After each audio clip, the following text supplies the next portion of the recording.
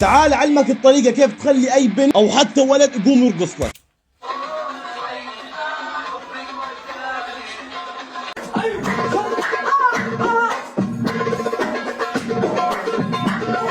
طبعا هي ما رقصت لمحمد اللي راتبه 10,000 يورو بالشهر، ولا رقصت لأم محمد، هي حرفيا رقصت لكل أمة سيدنا محمد. ليش؟ لأن المال يستر كل عيب بالفتى، والمال يرفع كل وغد ساقط، فعليك بالأموال واقصد جمعها، واضرب بكتب العلم وجه الحائط، واضرب وجهي أنا واضرب وجه صاحبك الفقري اللي أنت من ما عرفته لهاي اللحظة ما راح تشوف الخير، ولا شفت الخير ولا بحياتك راح تشوف الخير طول ما أنت مرافقه، وطول ما هو بمنشنك وبتمنشن وبتبعث له بعض ريلز. وخلينا نفوت بالترند لأنه أنا بحكي كثير وبعرف هذا، شو تنساش تحط لايك أو اضحكني أو أي شيء. أخي قوم يا بنت ارقصي.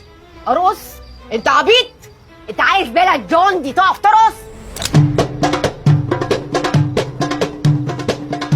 طبعا انا عارف وانت عارف وجدي بقبره عارف انه هي اصلا مش عارف تعمل الترند، وعامل الترند غلط، وانه الترند بيخزي، وانه اصلا هدفها مش انها تعمل الترند. هي جاي تفرجي المتابع الغانم تبعها انه والله في اشياء ترى حلوه، في عندنا شويه شامات بنقدر نعمل لك الحليب شنين، يعني من الاخر قاعد بتعرض المنتج تبعها، وهي سلافه عرض وطلب. بس انا نفسي هاي البنات تصحصح والله بيوم وليله وكلنا نصحصحين على بعض، لانه سيدنا موسى نبي ورسول وكليم الله ومن اولي العزم، وعنده رساله من اعظم الرسالات، ومع هيك راح من عمره 10 سنين هو قاعد برعى بالغنم. ليش؟ كانت تمشي على استحياء. بس يعطيك العافيه. واذا انت مش عارف القصه فعلى دنياك واخرتك السلام، وانزل وسب علي يقول لي انت بتنشر رذيله كذا انت مش عارف شو بلا بلا بلا، خروح على اللي بعده. أخي قوم يا بنت ارقصي. ارقص؟ انت عبيط؟ انت عايز بالك جون دي تقف ترقص؟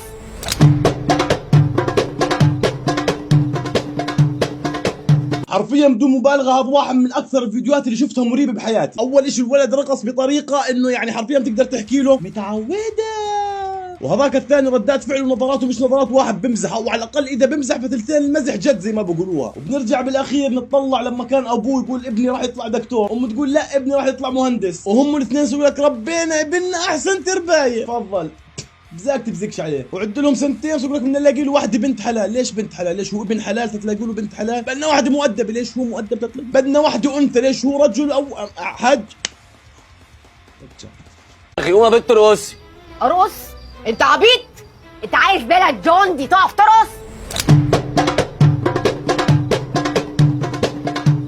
نكون شوي واقعيين وصريحين، الغلط غلط حتى لو كل الناس عملت، وهاي وضعيه الحجاب انا بشوف ناس كثير بصراحه بيعملوها هي غلط، يعني حتى لو عملوها ناس كثير، وهاي النقطه منتهين منها وما فيش عليها خلاف، الغلط غلط حتى لو كل الناس عملت. بس في مشكله ثانيه، وهي بصراحه نوعا ما مشكله شخصيه انا الي تجاهي، انه انا البنات اللي بيلبسوا هذا الحجاب بصراحه اقسم بالله العظيم ما بمزح ولا كوميديا ولا بحاول اخفف دم، ما بقدرش اتخيلهم غير انهم زي جيتلي بالفيلم تبعه لما كان حالق نص شعره من قدام وتاركه من ورا. فوانا صغير كنت افكره اهبل لانه عامل هاي، مش عارف انها عادات تقاليد عنده، فانا كنت افكره اهبل. اسمع الموضوع بحس فيه هبل، في شيء غلط بالموضوع. عشان هيك لو بدكيش تاخذيها الموضوع يعني دينيا، كنت اقول على شان، كنت اقول قال على شان على اساس انه انا شو شاني غالي كثير، يعني انا لا انا العشم مخضني كثير شوي. خلينا على موضوع دينيا، اذا دينك ما ردعكيش انا ابدا. أخي قوم يا بنت ارقصي.